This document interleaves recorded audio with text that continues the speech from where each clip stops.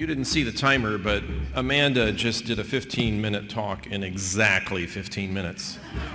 It hit 0 and she stopped.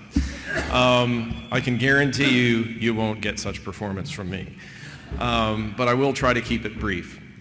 For those who know me, usually I give a talk on the science of climate change. I'm most interested in how much has it warmed, and especially why it has warmed in recent decades, and what the level of warming we've seen means in terms of how much the climate system cares about the CO2 we're putting in the atmosphere.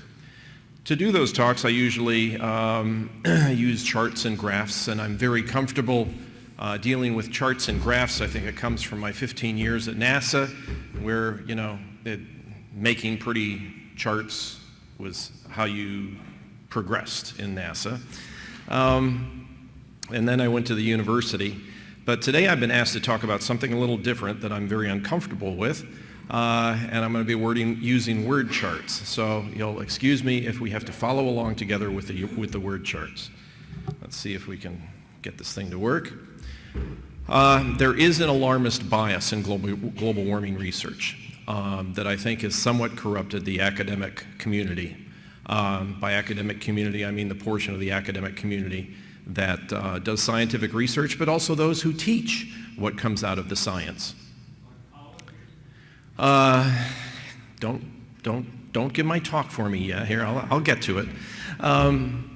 Anyway, this bias, in my experience, is almost 100% funded by government, and it's based on desired policy incomes. During the lunch, which we're working up to after my talk, I'll tell a little story to back this up, but I won't waste my time with it right now. The government does have desired policy outcomes, and as far as the scientific community is concerned, you don't get money to study non-problems. So the scientific community wants to have problems to study, which means you convince Congress to give you a lot of money to study a problem. And if we're destroying the environment, and this is a long-term problem, that gives people like me the chance to have a career funded studying the problem. Now, this has led to sort of an unholy alliance between the government and the scientific community. It's something that President Eisenhower predicted in his farewell address in 1961, talking about, because back then there was more of a tendency to have large government-funded projects. He said, "Today, the solitary inventor tinkering in his shop has been overshadowed by task forces of scientists in laboratories and testing fields, partly because of the huge costs involved." So think about these big $100 million or even billion-dollar climate modeling efforts. A government contract becomes virtually a substitute for intellectual curiosity. I mean, it becomes an end in and of itself, and it must be perpetuated so that people that start in this business can carry out their careers in this business. Now, he also said something else that was really interesting. We must also be alert to the equal and opposite danger that public policy could itself become the captive of a scientific technological elite. And that's what we see in the climate research community today. I know some of the people involved in this. It's a minority of outspoken scientists who decide to sort of go down the policy and political path with their futures, and they become spokespersons for the community, whether the community likes it or not. So there's a bias towards an alarmist interpretation of climate data, and this benefits university researchers because you get an endless source of funding. It also benefits the government managers in the government because, those people have to have a reason for their job too. I used to be on that side of the fence. Politicians see it as a way to increase power, taxation, and they get to choose winners and losers in the process. And then there's also this worldview or almost semi-religious underpinning of what people believe about climate change. All of these things are mixed together, and different people have different motivations, but you will find almost without exception in the earth science community in general, just about anybody that works in earth science as a scientist believes that nature is fragile, okay? And that we shouldn't be messing with nature. Well, that has nothing to do with science. And that fundamental worldview affects how they look at data.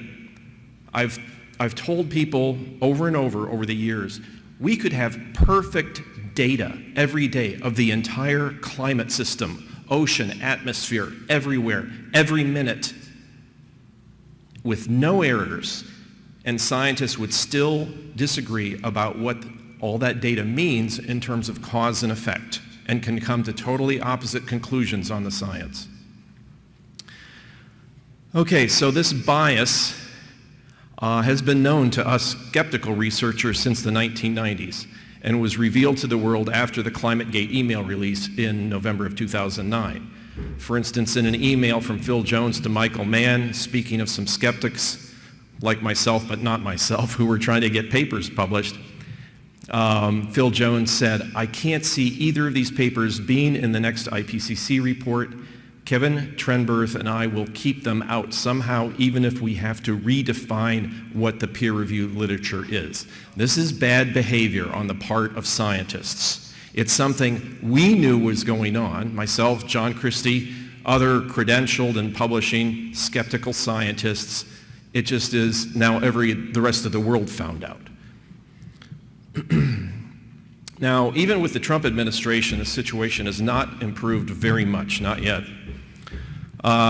Because the swamp is indeed wide, deep, and outlasts the tenure of elected officials, which mostly populate the government. So, while things might be looking better in certain areas, elected officials are only there for a short period of time, and eventually the pendulum will probably swing in the other direction, and we need to be prepared for that.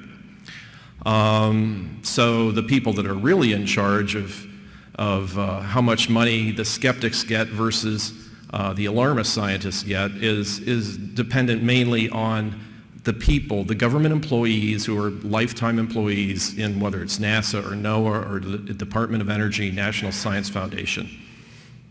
They're the ones that really will determine who gets what money. And as I have often said, a scientist who is funded to find evidence for a human influence on climate will do his best to find evidence for a human influence on climate. Okay, that's what he's being paid to do. And if only the government were to put some portion of that research money into looking for evidence of natural causes of climate change, they would find evidence for that too. But the government, generally speaking, does not fund the latter category of research. Another problem is the scientific establishment ends up being the peers who decide which proposals get funded and what papers get published. This is something that President Eisenhower warned against. That once you get an entrenched group of scientists deciding which way things are going to go, that has a huge impact on what gets funded by the government, because the government just turns around and asks the scientists, should we fund this? And the scientists will say, yeah, that keeps us going.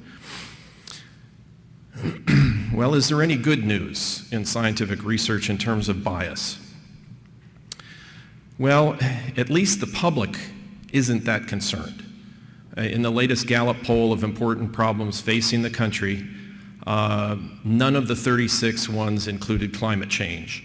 The public really doesn't consider climate change to be on their radar screen. Sorry, I'm a meteorologist by training. The reason is global warming is so slight. The rate of global warming, even if you believe the climate models, which are currently running twice as hot as they should, even if you believe them, the rate of global warming really isn't quite enough for any human to feel in their lifetimes. Severe weather hasn't gotten worse. I don't care what the media says. Droughts, floods haven't gotten worse. Tornadoes have gotten better. This is all the science that this meeting wasn't about. I just thought I would point them out. So it's no wonder that the public isn't alarmed. So that's some good news, because ultimately government, to the extent that the government, that our representatives follow what the public wants, the public still has some control. Also, there are a handful of important papers that have appeared. It's not like all of the papers that get published are alarmist. Lewis and Curry, Nick Lewis and Judy Curry, updated their calculations of how much warming we can expect from increasing CO2. And they come up with a number, and this is some of the best, most fundamental science, I think, that's been done with observations. They come up with a number which says that the climate models on which policy, energy policy is being based, are warming the Earth at twice the rate they should be. And that assumes all of the warming is due to humans. They make the assumption all the warming is due to humans, and still it's only warming at half the rate. That's the surface of the Earth and the deep oceans. So automatically the problem's only 50% of what the people are being told. And then what if that 50% is partly natural? Then it becomes even a smaller problem. These are things that are published. It's out there in the literature, but it's never mentioned in the media, so the public generally isn't aware of it. And one little piece of good news, in the last 25 years that John Christie and I have been doing this work, it's been harder and harder for us to get funding out of the federal government because we are now considered the enemy because we get the wrong answer in our research. Well, it's probably more than a coincidence that it's during the Trump administration that the Department of Energy has just funded one of our proposals. It probably wouldn't have happened without the current administration. So that's a baby step in the right direction. What's the bad news? The average age of credentialed climate scientists like myself who publish in peer-reviewed journals is now about 65 or 70. Somewhere in there, that's just my guesstimate. We're slowly dying off. I gave a talk on the French Riviera at the invitation of Peter Thiel a couple of months ago, and a Nobel Prize winning physicist who was sitting in the front row after I gave my talk said, "It's good that people like you are dying." Of course, he's 20 years older than me. He says, "It's good that people like you are dying because when you die out, then we can finally make progress on global warming." And he knows because he's taught 2 semesters of climate science. Oh. And there are no new skeptical researchers coming up through the ranks unless they stay in the closet, because generally speaking, you can't get a proposal funded from the federal government by making it overtly skeptical, okay? It also doesn't help that we don't have big name donors with lots of cash like George Soros or Tom Steyer, who have a history of putting money into the efforts on the other side of the issue, on the alarmist side of the issue. So that doesn't help us either. Petroleum companies don't have to fund us. Okay, they don't fund us because they know everyone is going to need to go fill up their tank anyway. There's no point in them putting out ads on TV advocating for fossil fuels or hydrocarbon-based fuels, or maybe we should call it hydrofuels. If CO2 can be mischaracterized as carbon, right, by dropping the O, the oxygen, how about if we take hydrocarbons, drop the carbon, call it hydrofuels? There you go. Okay. So, at the end of my talk, I hope this isn't the end, this is a picture of John Christie, who is my co-researcher, co-worker, and also my boss, looking at one of the 7 bullets that was fired into our building a year ago on the weekend of the March for Science. And let's hope that's not the demise of the skeptics. Let's hope that's not the way we go out. And that's all I have to say.